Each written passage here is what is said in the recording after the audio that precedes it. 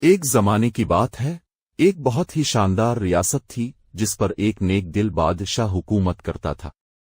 وہ اپنی رعایا سے بے حد محبت کرتا اور ہمیشہ ان کے مسائل حل کرنے کی کوشش کرتا۔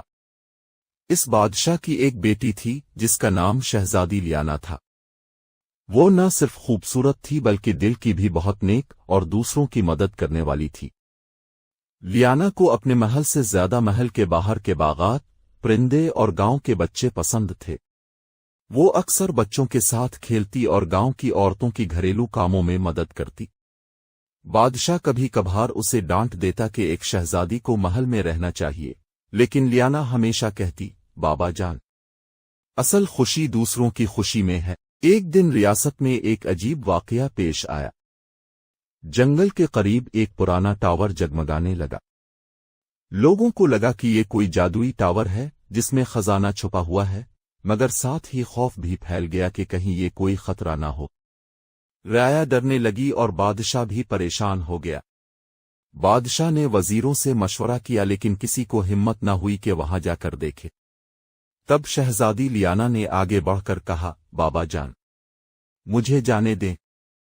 شاید یہ جادوئی ٹاور ہماری ریاست کے لیے کوئی راز رکھتا ہو۔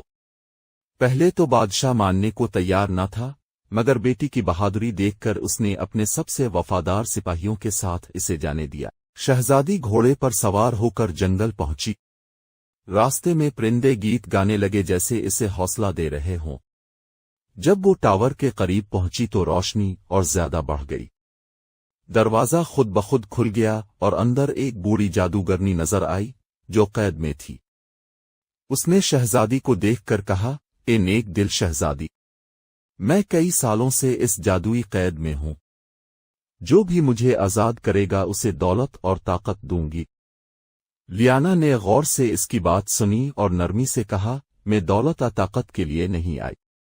اگر آپ واقعی بے گناہ ہیں تو میں آپ کو آزاد کر دوں گی۔ شہزادی نے جادوئی زنجیر کو چھوئی تو وہ فوراً ٹوٹ گئی۔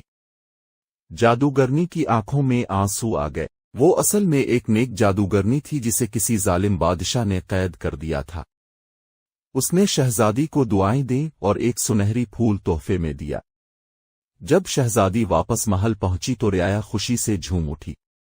بادشاہ نے اپنی بیٹی کو گلے لگا کر کہا، تم نے نہ صرف بہادری دکھائی بلکہ رحم دلی سے بھی ہماری ریاست کو بچایا۔ تم ہی اس ریاست کی اصل روشنی ہو۔ اس دن کے بعد شہزادی لیانا اور بادشاہ دونوں رعایا کے دلوں میں اور زیادہ جگہ بنانے لگے۔ وہ اپنی ریاست کو مزید خوبصورت اور پرامن بنانے لگے، اور یوں محبت، بہادری اور نرمی کے ساتھ وہ ریاست ہمیشہ خوشحال رہی۔